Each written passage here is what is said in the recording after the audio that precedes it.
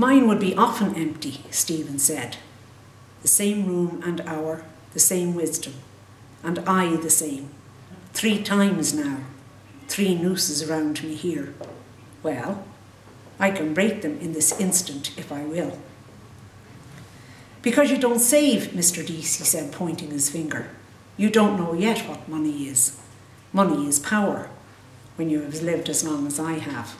I know, if youth but knew. But what does Shakespeare say? Put but money in thy purse. Iago, Stephen murmured.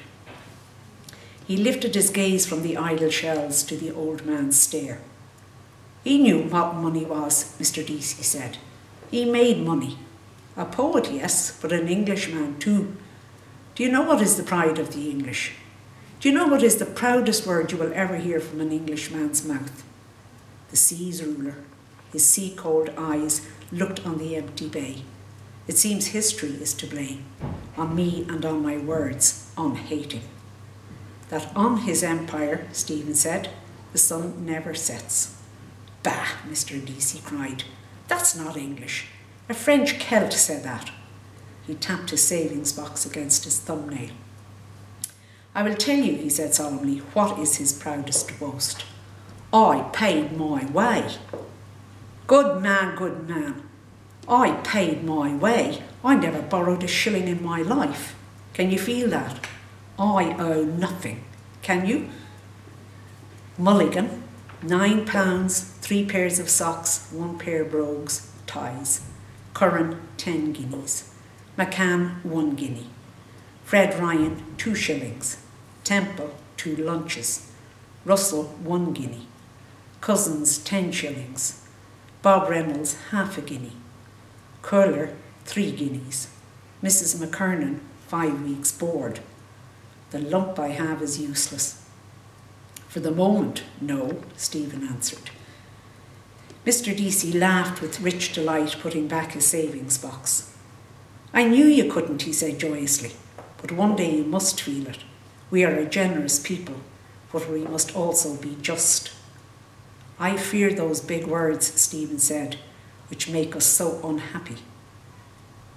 Mr. Deasy stared sternly for some moments over the mantelpiece at the shapely bulk of a man in tartan filly bags.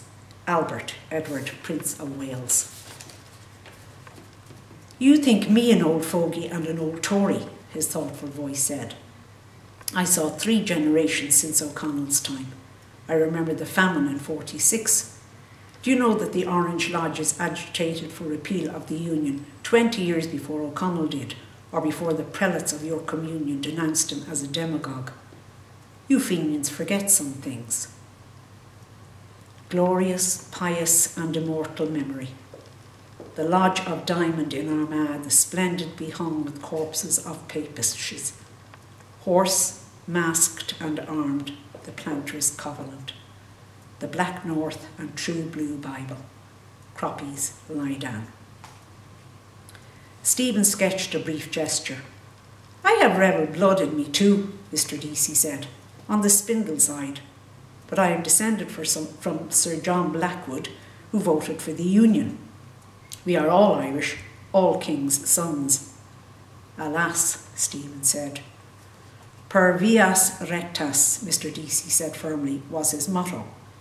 He voted for it and put on his top boots to ride to Dublin from the Ards of Down to do so. La-la-la-la-la, the rocky road to Dublin. A gruff squire on horseback with shiny top boots. Soft day, Sir John, soft day, your honour. Day. 2 top boots jogged dangling on to Dublin. La-la-la-la-la, la-la-la-la-la-dee. That reminds me, Mr. Deasy said. You can do me a favour, Mr. Dedalus, with some of your literary friends. I have a letter here for the press. Sit down a moment. I have just to copy the end. He went to the desk near the window, pulled in his chair twice and read off some words from the sheet on the drum of his typewriter. Sit down. Excuse me, he said over his shoulder. The dictates of common sense. Just a moment.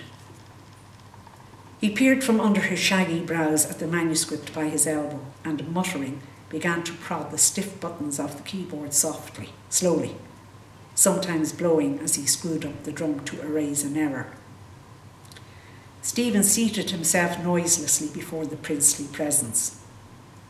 Framed around the walls, images of vanished horses stood in homage, their meek heads poised in air. Lord Hastings' repulse, the Duke of Westminster's shot over, the Duke of Beaufort's Salon, Prix de Paris, 1866. Elfin riders sat them, watchful of a sign. He saw their speeds backing king's colours and shouted with the shouts of vanished crowds.